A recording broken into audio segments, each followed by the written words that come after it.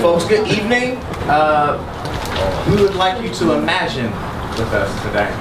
My name is Joe Strauss. I'm the principal of Visitacion Valley Middle School, and the question we were really thinking about is how do we redesign time and space for the 21st century? Now you may ask, why for the 21st century? Because in many ways, our things have been designed for 1905 or sometime long ago. Put a little picture from classrooms from back in the day. You can go into classrooms today. Sometimes in our own school, the schools still look like that. Classrooms still look like that. The problem is that we are talking about 2025, right? Vision 2025, and preparing students and adults for this future workplace. However, our classrooms still look like this sometimes, right? And our teaching still feels like that, right? There's a little bit of dissonance there. Something does not connect. But we actually want to go a little further. Take it to 2050. I don't even know what that looks like.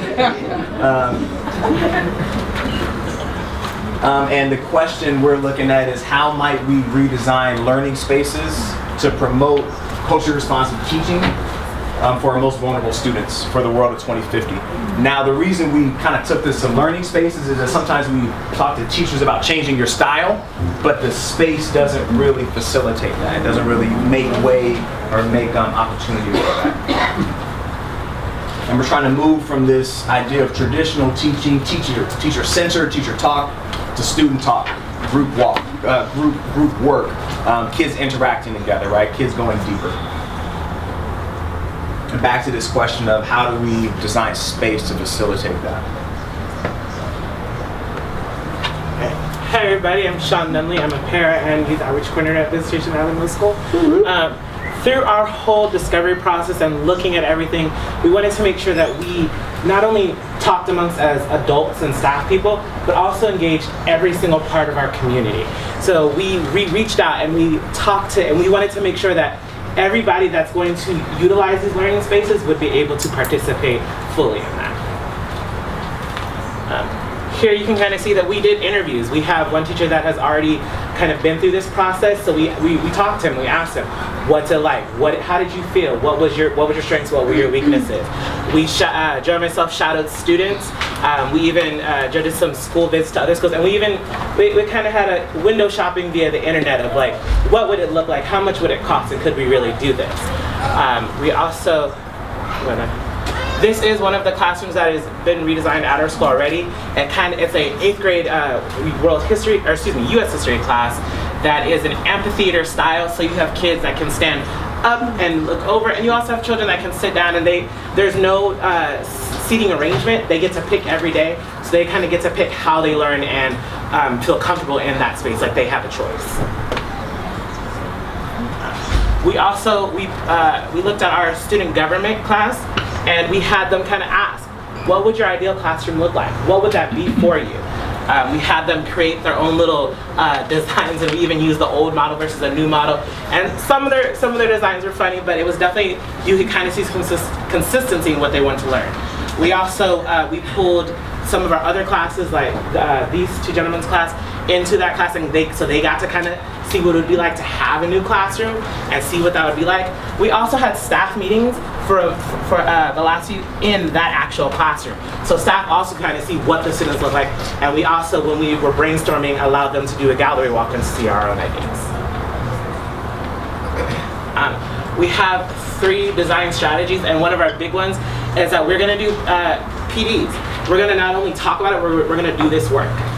So for some of you, you will see that we created a PD schedule, and through 4 sessions of PD, we first ask, what's our vision? Are we working it? And is it equitable? We also ask about, we look at the actual space. What does the learning space look like?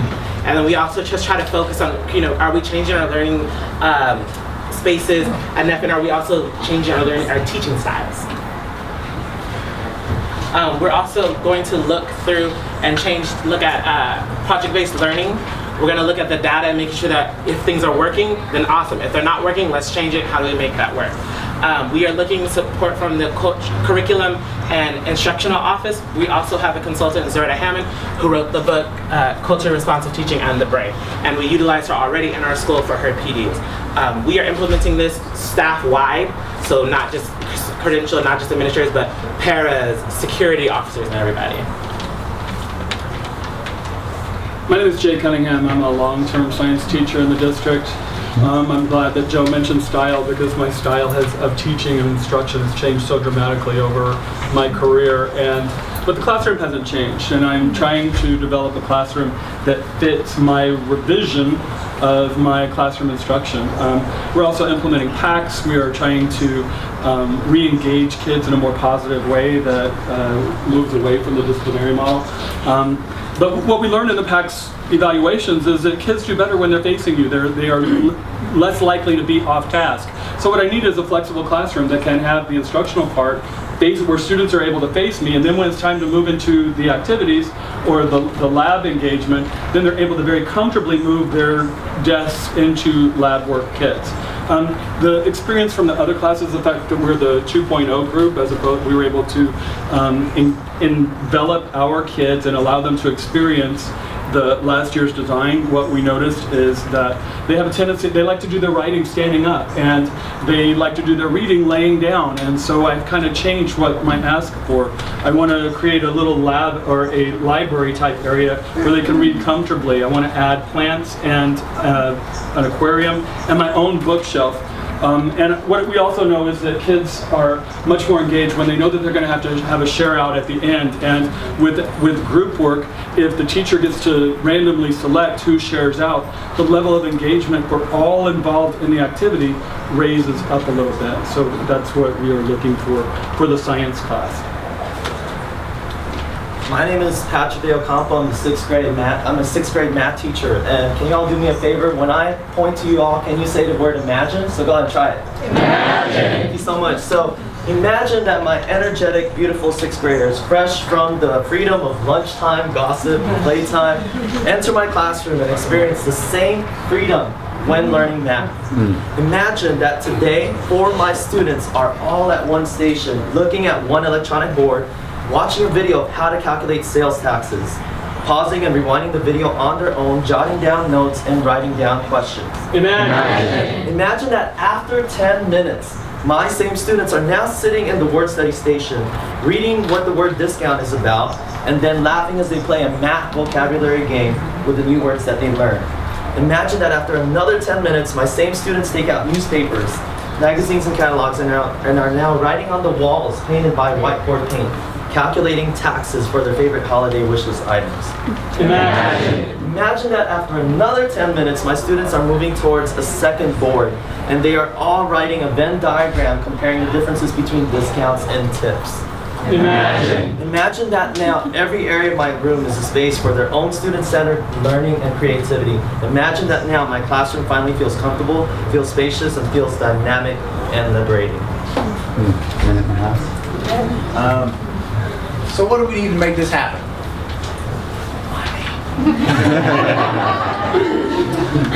Furniture is not free, unfortunately. So we definitely need some funds to fund the classrooms, new tables, new chairs, soft seating, aquarium, books, movable whiteboards, all that good kind of stuff. And also, I threw in a little bit of PD around project-based learning. It definitely goes hand in hand with getting kids moving and talking and culturally responsive teaching. But teachers need time and space and opportunity to learn some of that stuff. We definitely are willing to put in some of our Salesforce grant, do some additional grant writing, some of which I'm already working on, and using some of our general site funds to make this happen. Now, what's the big picture? 40 seconds. Let's take a look at a future newspaper from 2017. Referrals at Viz Valley have decreased by 30%. 80% of teachers are using culturally responsive teaching. 125th graders select Viz Valley Middle as their first option. Students are talking and moving for 50% of the class. And VVMS starts project-based learning with a new master schedule. Imagine.